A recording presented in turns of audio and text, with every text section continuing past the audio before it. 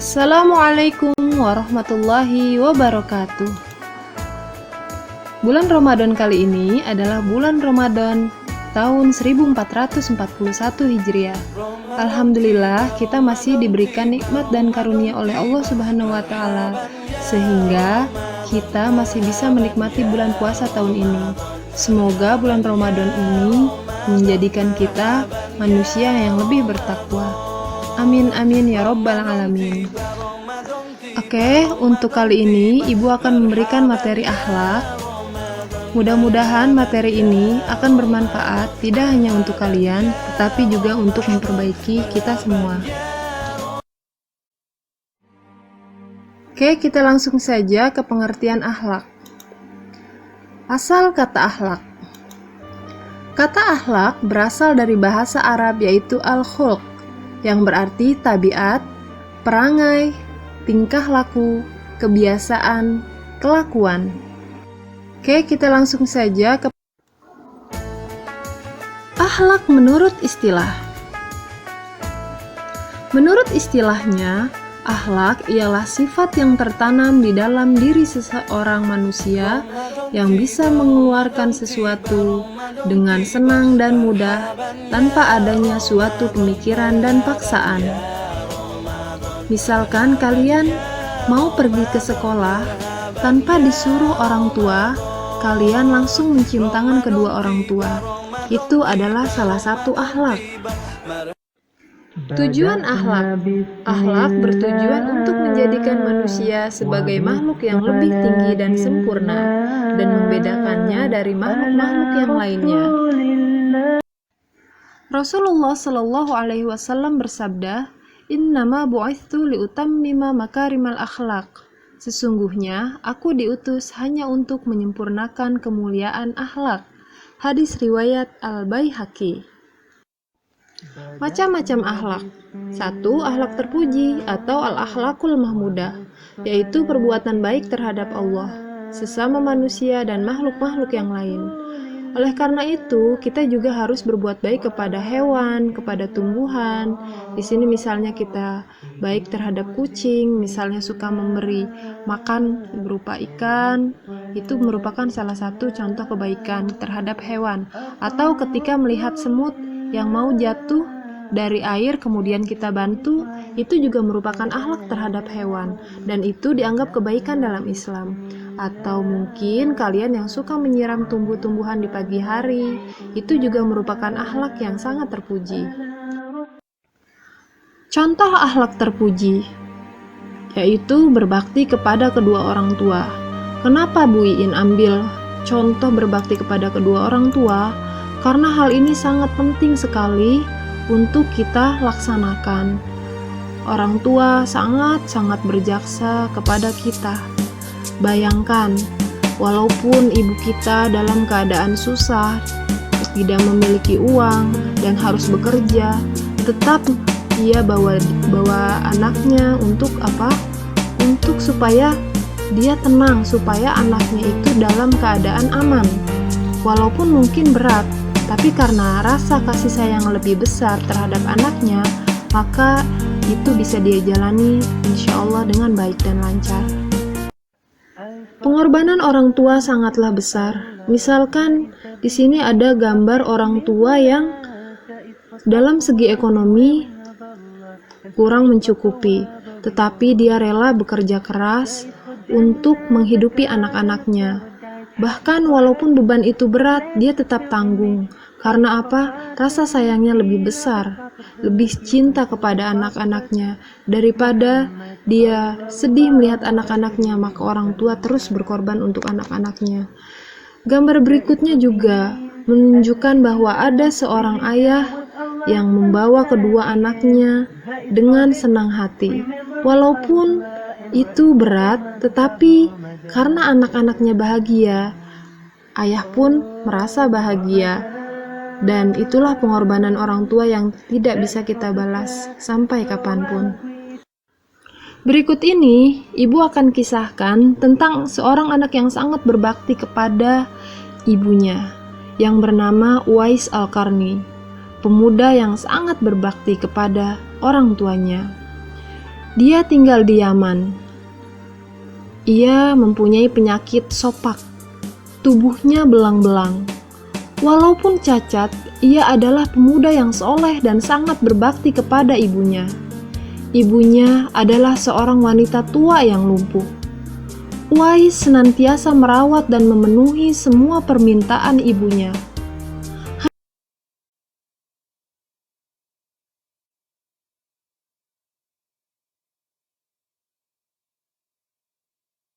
Hanya satu permintaan yang sulit ia kabulkan. "Anakku, mungkin ibu tak lama lagi akan bersama dengan kamu. Ikhtiarkan agar ibu dapat mengerjakan haji," pinta ibunya. Uwais tercenung. Perjalanan ke Mekah sangatlah jauh melewati padang pasir tandus yang panas. Orang-orang biasanya menggunakan unta dan membawa banyak perbekalan. Namun, Uwais sangat miskin dan tak memiliki kendaraan. Uwais terus berpikir mencari jalan keluar. Kemudian, dibelilah seekor anak lembu. Kira-kira untuk apa anak lembu itu? Tidak mungkinkah pergi haji naik lembu? Ternyata, Uwais membuat kandang di puncak bukit. Setiap pagi beliau bolak-balik menggendong anak lembu itu, naik turun bukit. "Uwais gila, Uwais gila," kata orang-orang. Yah, kelakuan Uwais memang sungguh aneh. Tak pernah ada hari yang terlewatkan ia menggendong lembu naik turun bukit.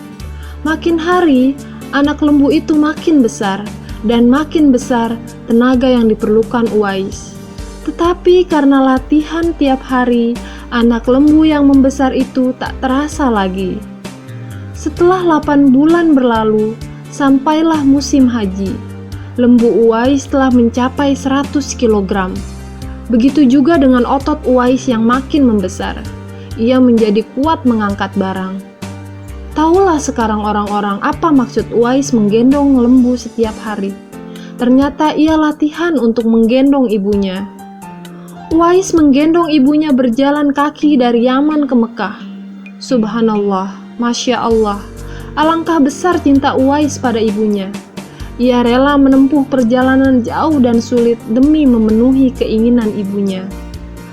Uwais berjalan tegap menggendong ibunya, tawaf di Ka'bah. Ibunya terharu dan bercucuran air mata. Telah melihat Baitullah. Di hadapan Ka'bah, ibu dan anak itu berdoa, "Ya Allah, ampuni semua dosa ibu," kata Uwais. "Bagaimana dengan dosamu?" tanya ibunya heran. Uwais menjawab, "Dengan terampunnya dosa ibu, maka ibu akan masuk surga.